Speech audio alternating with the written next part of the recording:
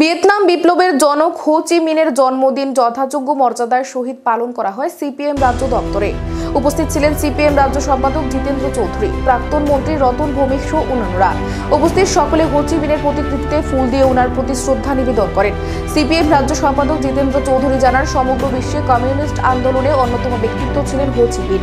Vietnam দীর্ঘদিন শোষণের শিকার হয়েছিল। ভিয়েতনামের মুক্তির জন্য লড়াই করেছিলেন হো চি মিন।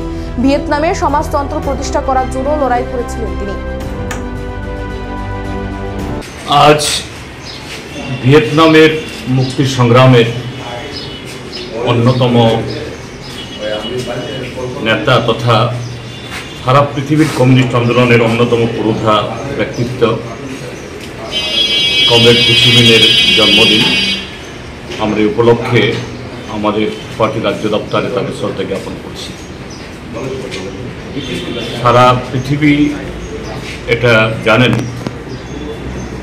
যে ভিয়েতনাম জাপান, ফরাসি এবং মার্কিন সাম্রাজ্যবাদের হাতে দীর্ঘদিন শোষিত হয়েছিল।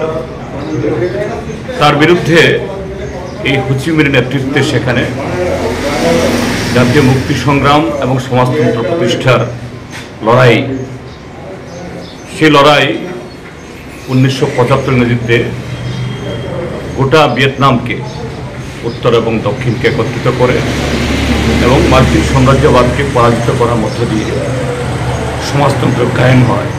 সেই সমাজতন্ত্র আজকে তার বয়স